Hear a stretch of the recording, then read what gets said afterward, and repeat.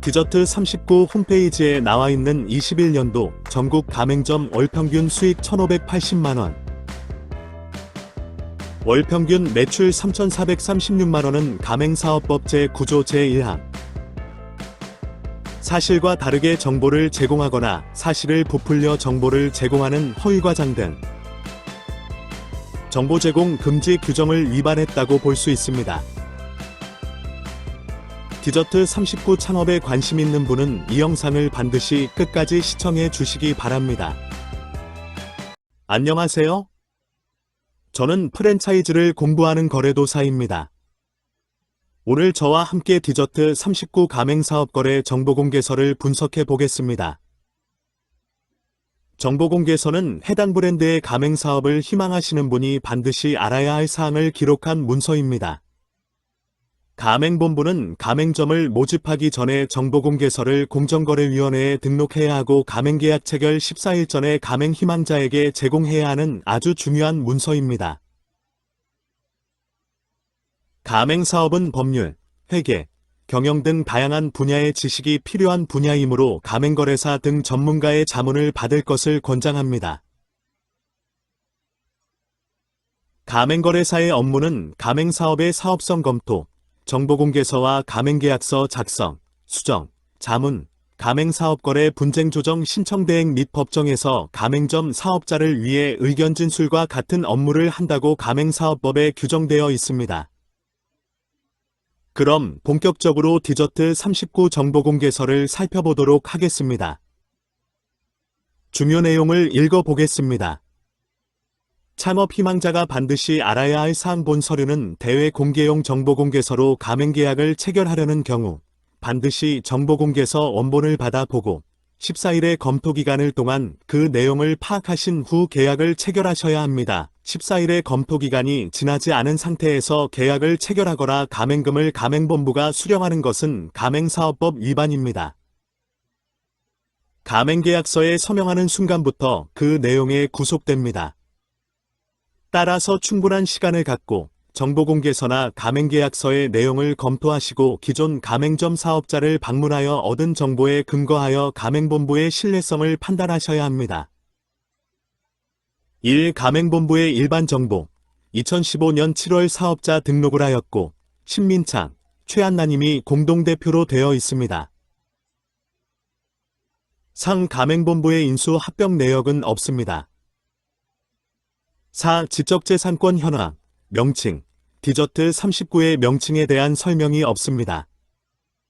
디저트 39는 해외 유명 디저트 39가지를 의미한다고 합니다.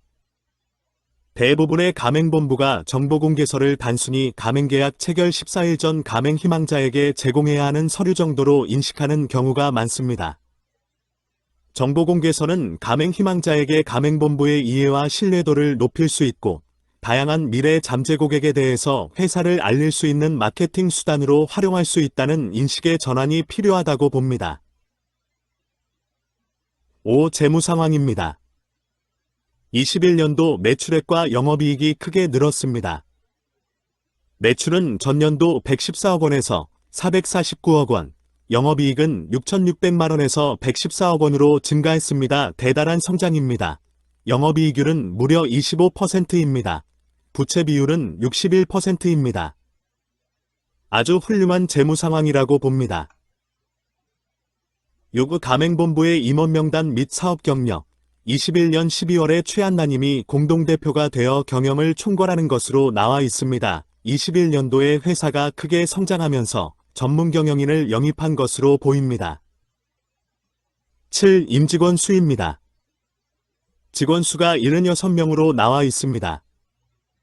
전체 매장 수를 직원 수로 나눠보면 직원 1인당 4.4 개점입니다. 이디야 6.9 개점에 비해서 많은 인원입니다. 적정 직원 수는 회사의 전반적인 운영과 가맹점 지원이 잘 될 수 있는지를 판단할 수 있는 기준이 됩니다. 9. 지적재산권 현황입니다. 여표지에 대한 소유권이 회사 법인이 아니라 회사 대표로 되어 있군요. 만약 향후에 대표가 퇴사를 하는 경우 상표권 사용에 대한 분쟁 가능성이 있습니다. 브랜드가 더 성장하기 전에 상표권에 대한 소유권을 회사 법인으로 전환할 필요가 있습니다. 디저트 39는 디저트, 베이커리, 케이크, 커피를 취급하는 프랜차이즈입니다. 21년도 가맹점 현황입니다. 20년도에 비해서 190개점, 130%가 늘었습니다. 하지만 직영점이 전혀 없습니다. 직영점에 대해서는 뒤쪽에서 다시 말씀드리겠습니다. 인천 지역이 매장 수가 많고 상대적으로 대전, 울산, 세종 지역의 매장 수가 적습니다. 빠르게 성장 단계에 있는 브랜드입니다. 계약 종료 매장이 19년에는 34개점, 20년에는 20개점으로 많은 편입니다. 명의변경은 21년도에 11개점으로 전체 매장수 대비 7.5%입니다. 다른 브랜드와 비슷한 수준입니다. 7가맹점의 연간 평균 매출액입니다. 3억 7,400만원입니다. 같은 기간 이디야가 1억 8,700만원인 것과 비교하면 약 2배 정도 많습니다. 지역별로는 인천 지역이 면적당 매출이 가장 높고 충북과 경남 지역의 매출이 가장 낮습니다. 다만 가맹본부의 매출액 산정 방식이 가맹본부가 가맹점 사업자 원가 분석 시 물품 공급액이 차지하는 비율이 32%인 것으로 보이며 이를 역산하여 매출액을 추산하였다라고 하는데 왜 정확한 포스 매출이 아닌 추정 매출을 사용하는지 이해가 되지 않습니다. 또한 가맹점의 원가를 이렇게 정보공개서에 언급하는 것이 옳은 것인가 싶습니다. 가맹 희망자 입장에게는 수익성이 높다고 생각해서 가맹점 모집에는 유리하겠지만 고객 입장에서는 회사의 영업이익 25%에 가맹점 사업자 수익이 거의 46%로 폭리를 취하고 있다는 저항을 맞을 수도 있다고 봅니다. 회사의 가맹점 모집 홈페이지에 나와 있는 내용과 비교해 보겠습니다. 21년도 전국 가맹점 월평균 수익은 1,580만원, 월평균 매출액은 3,436만원으로 나와 있습니다. 앞에서 본 정보공개서에 나와 있는 연간 평균 매출액은 3억 7,400만원이고 월로 환산하면 3,123만원입니다. 홈페이지에 나와 있는 월평균 매출액이 313만원이나 높게 나와 있습니다. 수익성에 대해서 알아보겠습니다. 평균 임대료 274만원, 인건비 417만원, 원가율을 중간값인 33%를 적용하고 월평균 수익 1,580만원이라고 하면 기타 비용은 월 14만원입니다. 기타 비용은 프로모션 비용, 카드 수수료, 보험료, 기타 경비, 공과금 등 결코 작은 비중이 아닙니다. 월 14만원은 결코 있을 수 없는 금액입니다. 수익이 1,580만원이라고 하면 수익률은 46%에 이릅니다. 통계청의 프랜차이즈 업종별 영업이익률 자료가 있는데 커피 업종 14%, 피자, 햄버거 등은 12%와 비교하면 엄청난 수익성입니다. 21년 월평균 매출액 3,436만원과 평균 수익 1,580만원이라고 하는 것은 가맹사업법 제9조 제1항에서 금지하고 있는 사실과 다른 정보를 제공하거나 사실을 부풀려 정보를 제공하는 허위과장된 정보 제공에 해당한다고 봅니다. 디저트 39 창업을 희망하시는 분들은 반드시 주의하시고 사실 여부를 다시 한번 확인하시기 바랍니다. 탈 가맹점의 평균 영업기간입니다. 718일이면 1.96년으로 매우 짧습니다. 이제 막 시작하는 브랜드라고 할 수도 있지만 그만큼 검증이 덜 된 브랜드라고도 할 수 있겠습니다. 10. 광고판 촉비 지출 내역입니다. 연간 27억 원을 지출하고 매출액 대비 6% 수준입니다. 이디야가 70억 원, 매출액 대비 3.1%를 투썸 플레이트가 157억 원, 매출액 대비 3.8% 지출하는 것과 비교하면 많은 수준으로 보입니다. 가맹점 사업자의 부담은 없습니다. 10일 가맹금 예치. 디저트 39는 가맹점 사업자 피해보상보험 계약을 체결하고 있기 때문에 가맹계약 체결 후 가맹금을 직접 수령할 수 있습니다. 이 부분에 대해서는 안심하셔도 됩니다. 가맹본부와 그 임원의 법위반 사실 1. 공정거래위원회 시정조치 사항으로 가맹금 예치의무 위반 및 정보공개서 미제공 사실이 있었으나 현재는 모두 시정되었다고 나옵니다. 다음으로 민사소송 사실과 형의 선고 사실이 없다고 합니다. 가맹점 사업자의 부담 중 1. 영업 개시 이전의 부담으로 가맹비 550만원, 교육비 550만원입니다. 가맹비 550만원은 높은 수준은 아니나 교육비 550만원은 상당히 과도하다고 여겨집니다. 가맹본부에 지급해야 할 보증금은 없습니다. 그 밖에 지급해야 하는 비용으로 인테리어 비용을 제외한 간판, 사인, 가구, 주방기기 등으로 20평 기준 1억 2,600만원으로 꽤 높습니다. 더구나 상당한 비중을 차지하는 인테리어 비용과 초도물품의 언급이 없습니다. 중요 부분이 누락된 정보 제공이라고 보여집니다. 가맹계약을 체결하고자 하는 예비 창업자 분들은 계약 전 반드시 확인하시기 바랍니다. 보면 제공 감리비 및 디자인비로 2,200만원이 잡혀있는데 이디아가 공사 매뉴얼 비용까지 합해서 550만원인 점과 비교하면 4배 정도로 과도하다고 보여집니다. 이 정도면 프랜차이즈 본업으로 돈을 버는 게 아니라 도면 제공이나 간판, 가구, 집기 등 부대 비용으로 돈을 버는 회사 같습니다. 이 영업 중의 부담, 광고비는 가맹본부와 가맹점 사업자가 50대 50으로 분담합니다. 지연이자가 연 20%로 나와 있는데 민사 5%, 상사 6%와 비교하면 거의 5배 수준이고 이디아 4.6%, 투썸 6%인 점과 비교하면 정상적인 거래 관행과도 거리가 멀어 보입니다. 이는 약관법 제6조, 제8조에 해당하는 무효 항목이라고 생각합니다. 가맹점 사업자에 대한 감독으로 재고관리와 회계관리가 분기별 일회를 실시하는 것으로 나와 있습니다. 영업활동에 대한 조건 및 제한 중 물품 구입 및 임차, 필수 품목 리스트는 이 자료에서는 비공개 처리되어 있는데 가맹계약을 체결하시는 분은 반드시 꼼꼼하게 확인하시기 바랍니다. 가맹본부 입장에서는 가맹본부의 주된 수익원으로 가맹점 사업자에게 엄격한 준수를 요구하는 내용이고 지키지 않는 경우 가맹계약이 해지될 수도 있습니다. 3. 상품, 거래 상대방, 가격 결정. 가맹점 사업자는 본부에서 지정한 상품만을 판매하여야 합니다. 경쟁업체나 다른 가맹점 사업자에게 판매할 수 없습니다. 4. 가맹점 사업자의 영업지역 보호. 가맹점 사업자의 영업지역 내에서는 가맹본부가 동일한 업종의 직영점이나 가맹점을 추가로 개설하지 못합니다. 다만 다른 가맹점 사업자의 영업활동까지 금지하는 것은 아닙니다. 영업지역 설정 기준에서 점포 직선 반경 150m로 나와 있는데 이는 매우 가까운 거리로 여러분의 매장이 장사가 잘 되는 경우 얼마든지 인근에 또 다른 가맹점이나 직영점이 개설될 수 있어 향후 분쟁의 소지가 있다고 보여집니다. 5. 가맹본부의 온라인, 오프라인 판매에 관한 사항. 가맹점의 다른 오프라인이나 온라인 판매는 없는 것으로 나와 있으나 향후 가맹본부의 경영 방침에 따라서 얼마든지 또 다른 오프라인 채널이나 온라인 판매가 있을 수 있다고 생각합니다. 6. 가맹계약 및 갱신기간.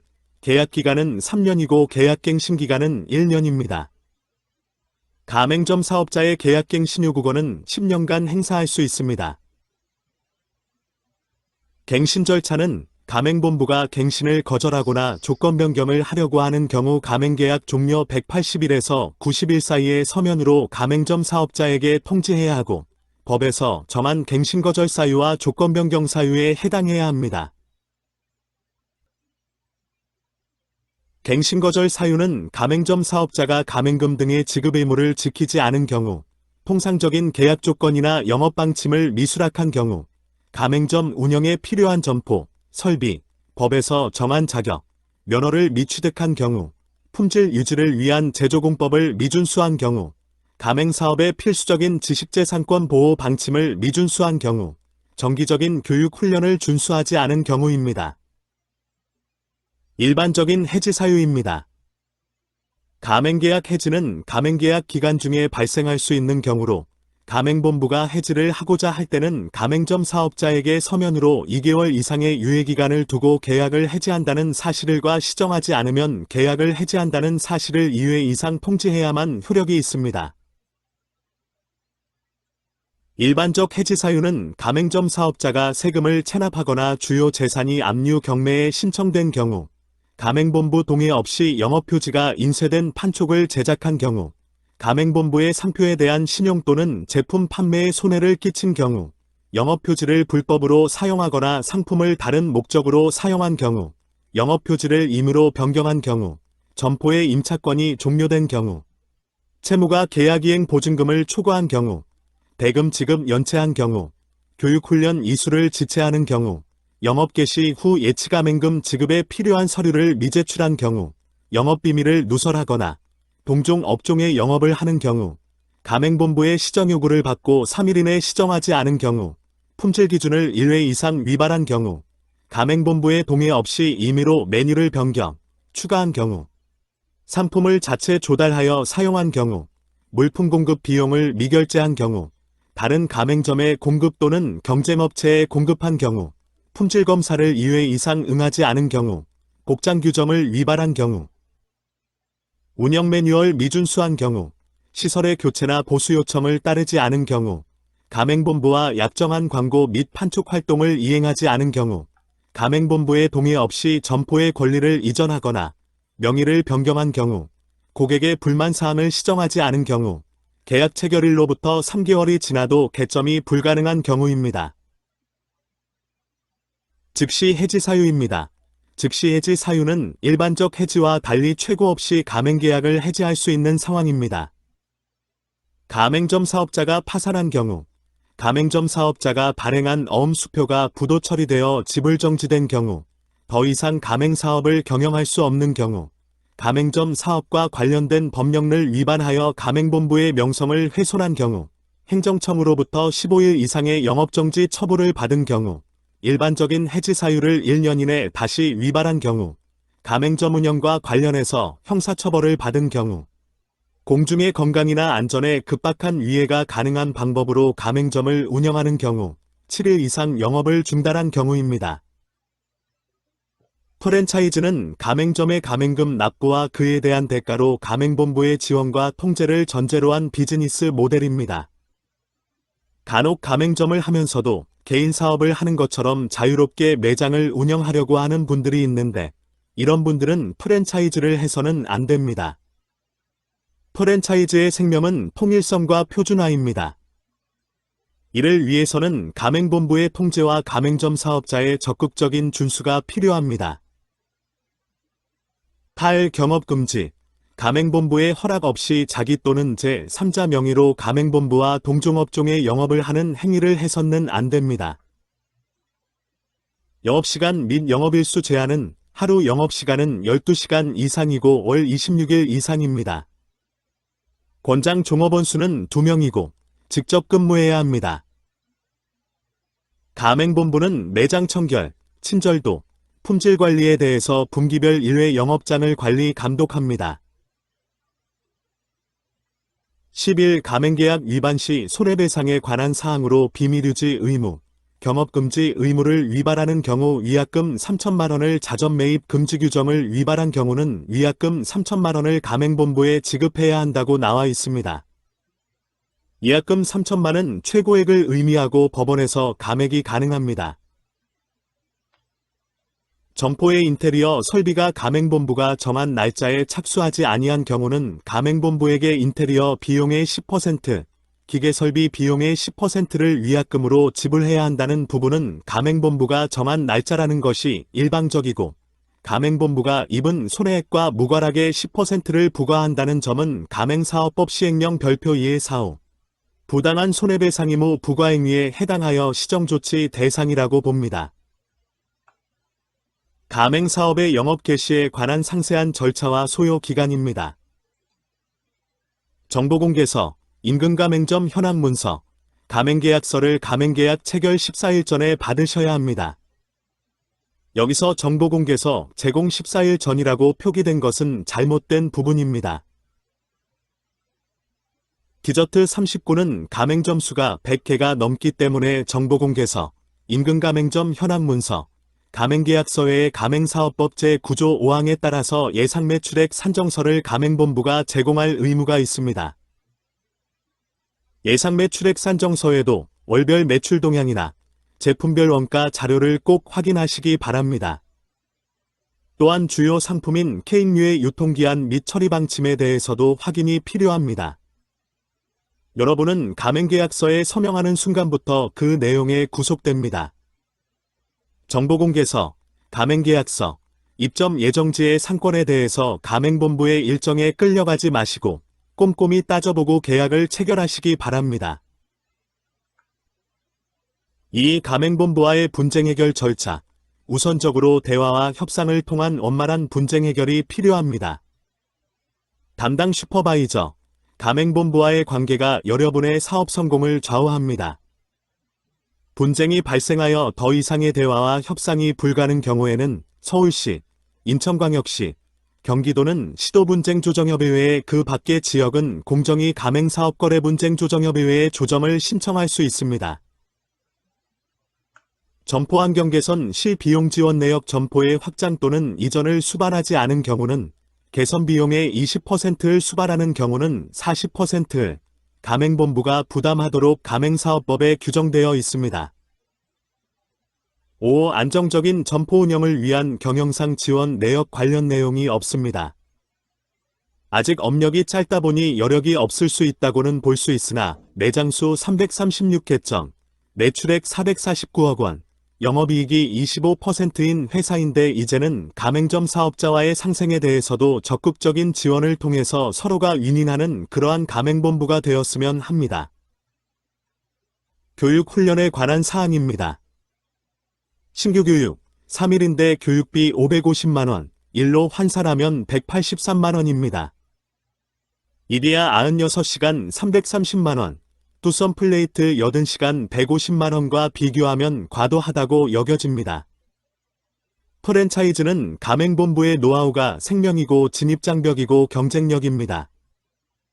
가맹점 사업자에 대한 양질의 교육으로 가맹점 사업자가 빠르게 가맹사업에 적응할 수 있으면 좋겠습니다.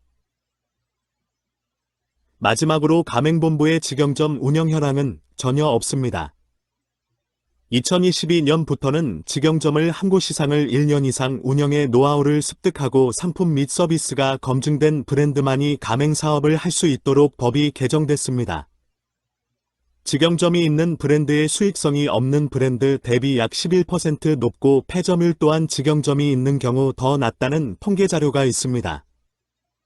직영점 보유 여부는 해당 브랜드에 대한 안전성과 신뢰성의 중요한 지표입니다. 스타벅스는 모든 매장이 직영점만으로 운영되고 있고 투썸 플레이트는 전체 매장의 8.3%가 직영점으로 운영되고 있습니다. 돈 잘 버는 브랜드라면 직영점 운영을 안 할 이유가 없습니다. 이상으로 디저트 39 정보공개서 분석을 마치겠습니다. 디저트 39가 단순히 매장 수가 많은 브랜드가 아니라 우리나라 대표 디저트 카페로 자리잡고 고객과 가맹점 사업자님들에게도 지속적으로 사랑받는 그런 브랜드로 성장했으면 합니다. 지금까지 내용이 좋으셨다면 구독과 좋아요 부탁합니다. 여러분과의 소중한 만남 감사합니다.